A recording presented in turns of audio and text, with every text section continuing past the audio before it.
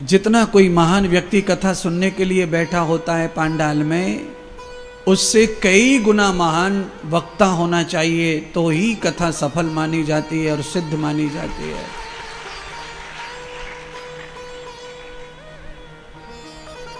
सौनक आदि ऋषि कथा सुनने बैठे तो महान संत सूत जी कथा सुना रहे थे। कथा बड़ी रोचक हो गई। नारद जी कथा सुनने के लिए गए तो किसके पास गए, कौन थे उनके वक्ता? तो भगवान सूत जी ने कहा कि नारद जी के जो वक्ता बने, नारद जी को जो कथा सुनाए, वो अखंड ब्रह्मचारी सनकादिक ऋषि थे। सनकादिक ऋषि के आश्रम में ही नारद जी का आगमन हुआ। तो कहा नारद जी वहां कैसे पहुंचे? नारद जी के मन में कथा श्रवण करने का भाव कैसे पैदा हुआ? तो सूत जी ने कहा कि नारद जी के मन में भागवत कथा श्रवण करने का भाव पैदा नहीं हुआ था। नारद जी को जबरदस्ती भागवत कथा सुनाई गई थी। अच्छा बोलो, आप में से किसी आदमी के अंदर भाव है कि मुझे इंजेक्शन ठोके कोई?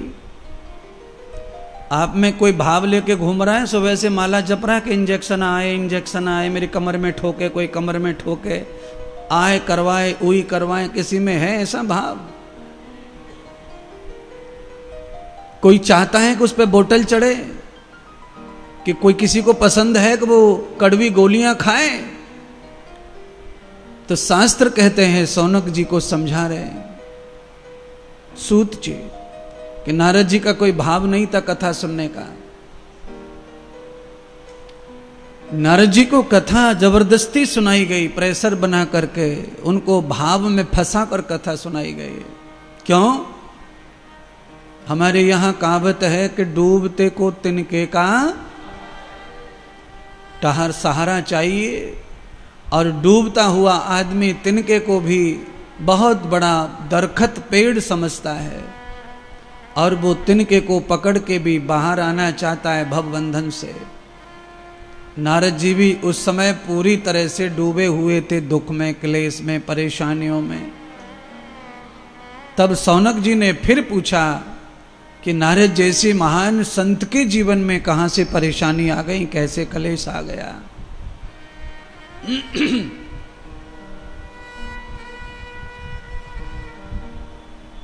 तो आज कथा का मैंने तरीका बदल दिया कहने का।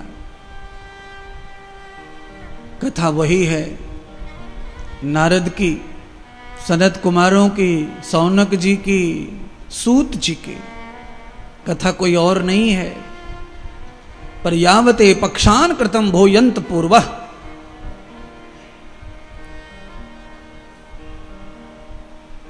कथा कहने का, कथा समझने का जब बुद्धि आ जाए, विचार आ जाए, आत्मा अच्छी हो जाए, कथा से मैच कर जाए, तो फिर आप कहीं से भी कथा उठाएंगे, वो कथा वहीं जाएगी जहां आप चाहेंगे, और जो सूत्र चाहेगा, सिद्धांत चाहेगा।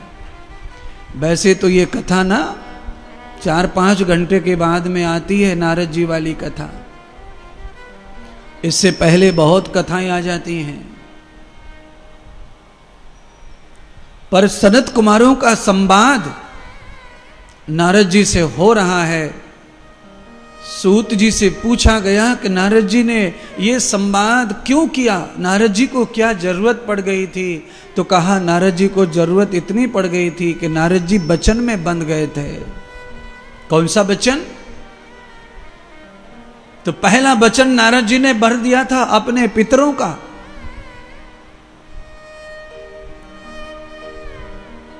नारद जी चिरंजीवी हैं, अमृत हैं। नारद जी को मरण नहीं बताया है। सारी दुनिया चली जाएगी, संसार लुप्त हो जाएगा, तब ही नारद जी लुप्त होंगे, उससे पहले नारद जी नहीं लुप्त होंगे। इसलिए नारद जी रामायण में भी है, नारद जी भागवत में भी है, नारद जी कृष्ण अवतार में भी है, नारद जी सतयुग में भी है। हर जगह नारद का वास है। कंस के पास में नारद को भेजा, कंस के जमाने में नारद है, राम के काल में नारद है, हर समय नारद है, आज भी नारद है महाराज। पर हां, महाभारत काल तक नारद की पहचान सेम टू सेम थी, एक ही तरह की पहचान थी। समाज में कोई भी व्यक्ति नारद को पहचान लेता था, पर जब से परिवार का जो महाभारत वाला युद्ध हुआ, तब से नारद तो है दुनिया में, पर नारद की पहचान समाप्त हो गई है। अब वो कहाँ किस रूप में प्रकट होते नारद, उसका कोई भी ठौर ठिकाना नहीं है। द्वापर तक नारद एक ही रूप में है।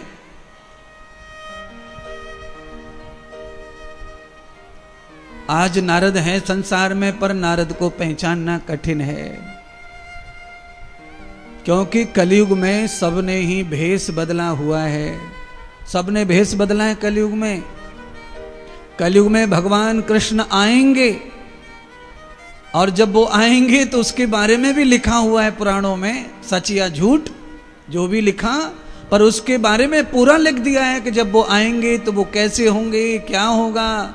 समझना मुश्किल होगा कि ये भी कोई भगवान का अवतार हो सकता है।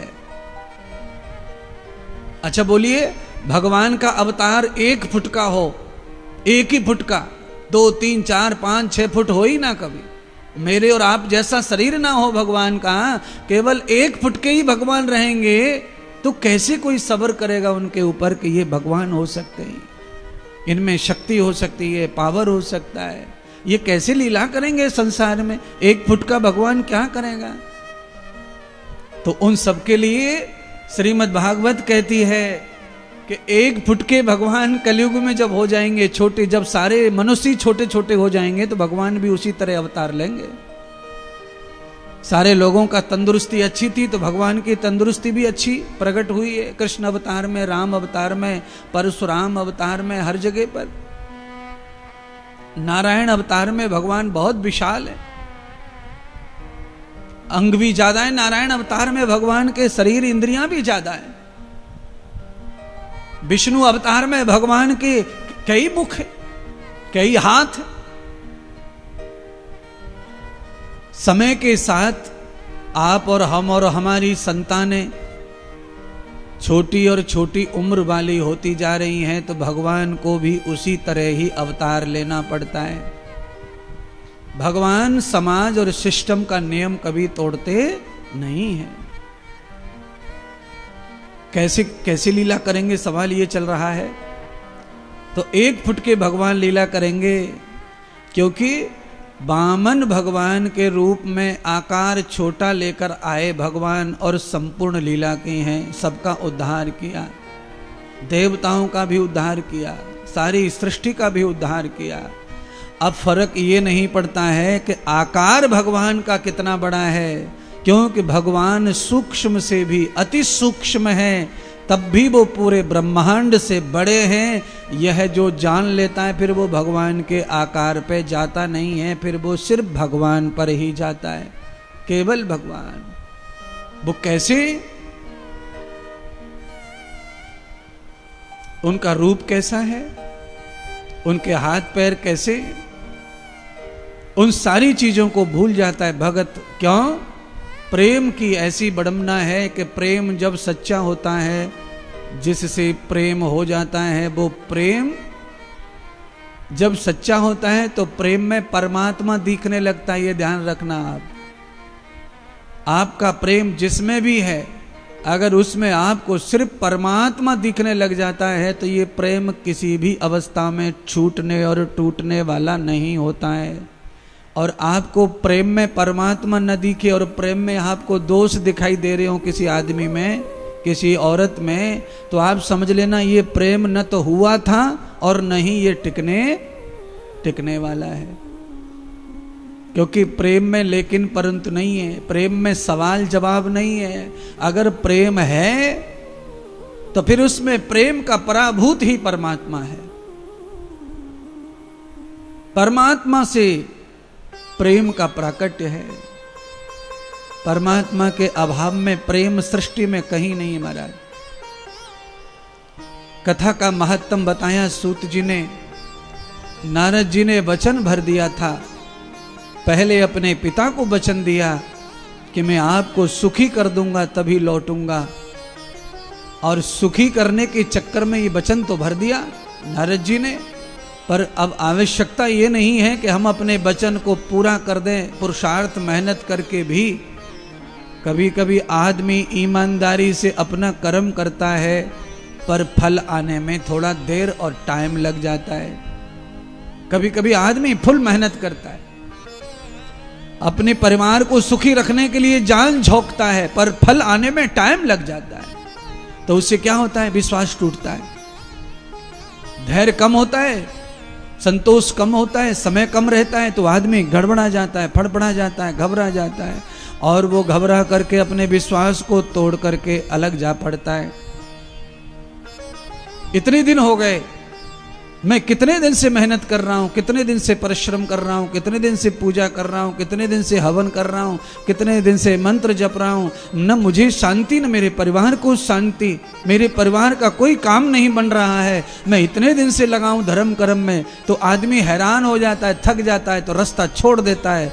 फल आने ही वाला था, आते आते फल रह गया, क्योंकि रास्ता बदल गया। आदमी का संतोष कम पड़ गया, धैर्य कम पड़ गया। परमात्मा से कभी कभी अपने कर्मों का फल पाने के लिए कभी कभी हमको धैर्य से ही जीवन जीना पड़ता है। लंबे समय तक भी काम नहीं बनता। सुदामा ने धैर्य नहीं छोड़ा, तो सुदामा के जीवन का अंतिम क्षण कैसा रहा? आप ही सब लोग बोलो जोर से। सुदामा के अंतिम क्षण कैसा रहा जीवन का? जोरदार रहा। पत्नी ने सुदामा को बहुत फुसलाया, बहुत बहलाया, बहुत भटकाया। सुशीला ने कोई कमी नहीं छोड़ी सुदामा के विश्वास को तोड़ने में। हर समय कृष्ण कृष्ण करते रहते हो। क्या है उस कृष्ण में? क्या दिया उस कृष्ण ने? पत्नी के बहकावे में आ जाते सुदामा और अपनी दरिद्रता और दुखों से परेशान होकर के बुज़दिल हो जाते, तो सुदामा को द्वारकापुरी का राज्य मिलने वाला नहीं था। सुदामा को 2 कमरे का घर दे देता सरपंच, प्रधानमंत्री योजना के 2 बाथरूम और कमरा बनवा देता सरपंच, उसके बाद द्वारकापुरी मिलती क्या? सुदामा की पत्नी कहती जाओ सरपंच के पास जाओ, गांव के मुखिया के पास जाओ, उससे अनाज मांग के लाओ, उससे प्लॉट मांग के लाओ, उससे ईंट पत्थर मांग के लाओ, बच्चों के लिए घर सोने के लिए बैठक बिस्तर बनाओ। सुदामा बच्चों के बिस्तर और कमरे के चक्कर में कृष्ण के शरणागति को भूल जाते और प्रपंच में लग जाते, तो द्वारका का ये महल सुदामा को कदापि प्राप्त होने वाला नहीं था। सुदामा को इससे ज्यादा सोचना पड़ा, सहना पड़ा, परेशान होना पड़ा। बुज़दिल नहीं, साहस दिखाया पत्नी को, और उस पत्नी को उल्टा डांट दिया, पत्नी को आजाद कर दिया। तुमको जाना है जाओ, बच्चे भी ले जाओ और तुम चली जाओ।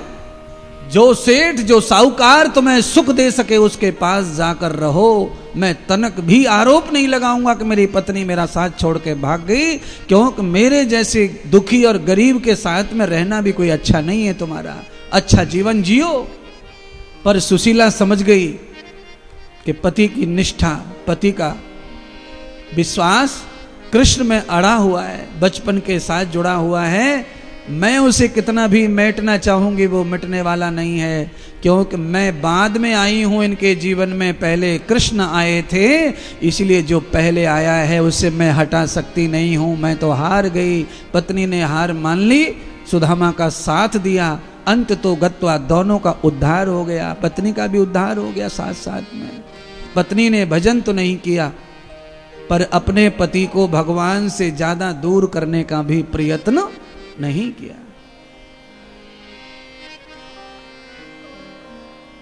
बहुत सारे घरों में इसी बात की लड़ाई है। पति ज्यादा साधना कर ले, ध्यान कर ले, थोड़ी तपस्या कर ले, तो पत्नी क्रोध कर लेती है, झगड़ा करती रहती है। ऐसे ब्रह्मचारी बनना था तो काय को शादी की। कभी कभी पति भी ऐसे नाराज होते रहते हैं।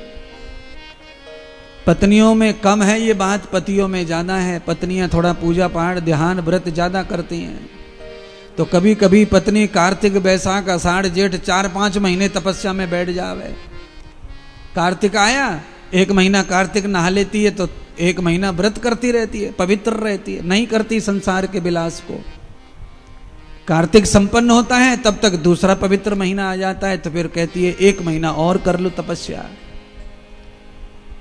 पति का मन व्याकुल और बेचैन होता है तो झगड़ा करता रहता है, फिर उससे परेशान करता रहता है।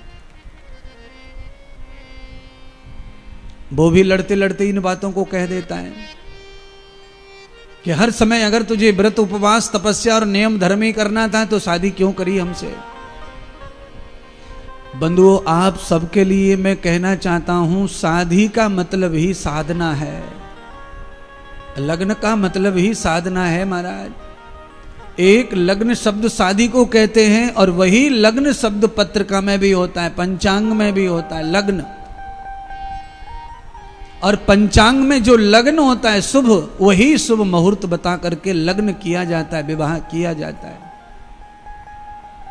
तो उसका मतलब ही है नियम संयम है, साधना है। गृहस्थ का मतलब साधना, पति पत्नी का मतलब साधना।